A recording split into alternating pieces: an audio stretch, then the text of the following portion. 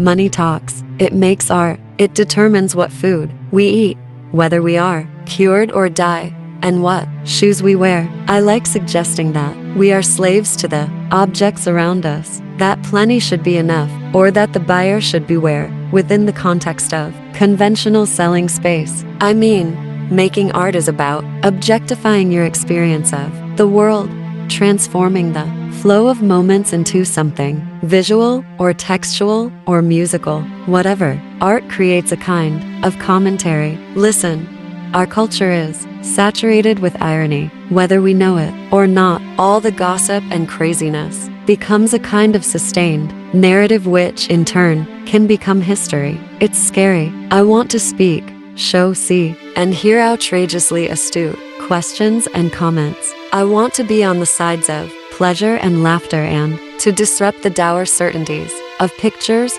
property, and power. Belief is tricky because left to its own devices, it can court a kind of surety, an unquestioning allegiance that fears doubt and destroys difference. I don't necessarily think that installation is the only way to go. It's just a label for certain kinds of arrangements. I work with pictures and words because they have the ability to determine who we are, what we want to be, and what we become. Memory is your image of perfection. Art is as heavy as sorrow, as light as a breeze, as bright as an idea, as pretty as a picture, as funny as money, and as fugitive as fraud. There are so many moments and works that influence us in what we do. Movies, music, TV, and most importantly, the profound everydayness of our lives. Seeing is no longer believing. The very notion of truth has been put into crisis. In a world bloated with images, we are finally learning that photographs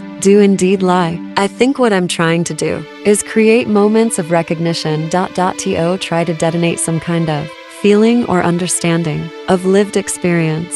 Fashion is everywhere and about everything. It is folly, vanity, and the fun of it all. It is disguise, innuendo, and cunning. It is mean, gorgeous, and ambitious, and definitely the last word for the next few seconds. Do you know why language manifests itself the way it does in my work? It's because I understand short attention spans. Things change and work changes. Right now, I like the idea of enveloping a space and getting messages across that connect to the world in ways that seem familiar but are different. I think there are different ways of being rigorous, and I am asking people to be as rigorous in their pleasure as in their criticism. I'd always been a news junkie, always read lots of newspapers and watch the Sunday morning news shows on TV, and felt strongly about issues of power, control, sexuality, and race. I have frequently said, and I will repeat again, in the manner of any well-meaning seriality, that I'm interested in mixing the ingratiation of wishful thinking with the criticality of knowing better. Although my artwork was heavily informed by my design work on a formal and visual level, as regards meaning and content, the two practices parted ways. Look, we're all saddled with things that make us better or worse. This world is a crazy place, and I've chosen to make my work about that insanity. I'm trying to engage issues of power and sexuality and money and life and death and power. Power is the most free-flowing element in society, maybe next to money, but in fact they both motor each other. I want people to be drawn into the space of the work, and a lot of people are like me in that they have relatively short attention spans. So I shoot for the window of opportunity. Doubt tempers belief with sanity. Photography has saturated us as spectators from its inception amidst a mingling of laboratorial pursuits and magic acts to its current status as propagator of convention, cultural commodity, and global hobby. I think people have to set up little battles. They have to demonize people whom they disagree with or feel threatened by. But it's the ideological framing of the debate that scares me. There's a moment of recognition. It's that white light kind of stuff that just works. I love that. And you know it when it happens. Whether it's a movie, music, a building, a book, prominence is cool. But when the delusion kicks in, it can be a drag, especially if you choose to surround yourself with friends and not acolytes. I think architecture is one of the predominant orderings of social space. It can construct and contain our experiences. It defines our days and nights. It literally puts us in our place. Images are made palpable, ironed flat by technology, and, in turn, dictate the seemingly real through the representative. Teaching at university isn't like teaching in an art school. I think pictures and words have the power to make us rich or poor. I think there are lots of ways to make good work. You can throw big bucks at a project and make what some would call crap, or you can work very modestly with eloquently moving results. If I bring up political power, personal power, it sounds like they're my terms, and they're not. I'm an artist who works with pictures and words. Sometimes that stuff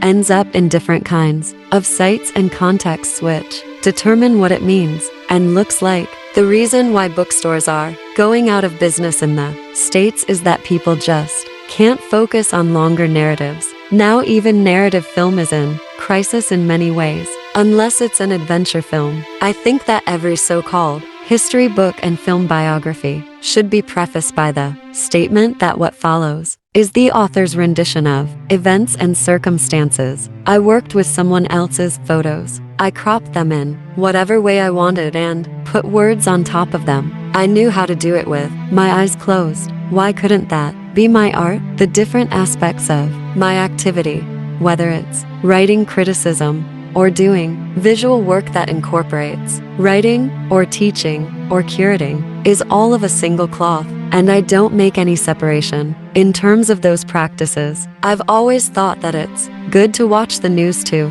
find out what everybody else is looking at and believing, if only because that's how consensus is constructed. It's good to keep in mind that prominence is always a mix of hard work, eloquence in your practice, good timing, and fortuitous social relations. Everything can't be personalized.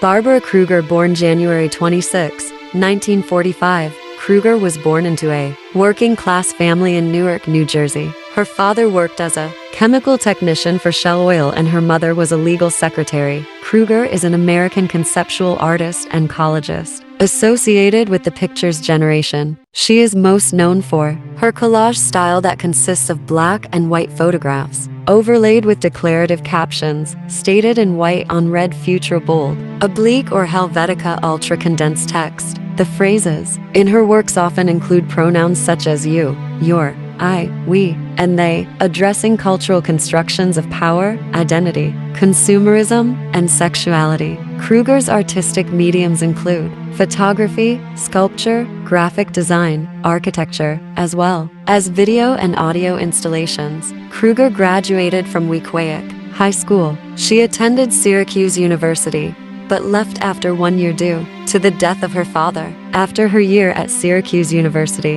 in 1965, she went on to attend the Parsons School of Design in New York for a semester. Over the next 10 years, Kruger established herself whilst pursuing graphic design for magazines and freelance picture editing, as well as designing book jackets. By the late 1960s, Kruger became interested in poetry and began attending poetry readings as well as writing her own poetry. While at Parsons School of Design, Kruger studied art and design with Diane Arbus and Marvin Israel, and soon obtained a design job at Condé Nast Publications in her late teens. Shortly after, Kruger was awarded the position of head designer for the following year. She initially worked as a designer at Mademoiselle and later moved on to work part-time as a picture editor for House and Garden, Aperture, and other publications. She also wrote film, television, and music columns for Artfrom and Real Life magazine at the suggestion of her friend Ingrid Sishi. Kruger's earliest works date back to 1969, when she began creating large wall hangings which incorporated materials such as yarn, beads, sequins,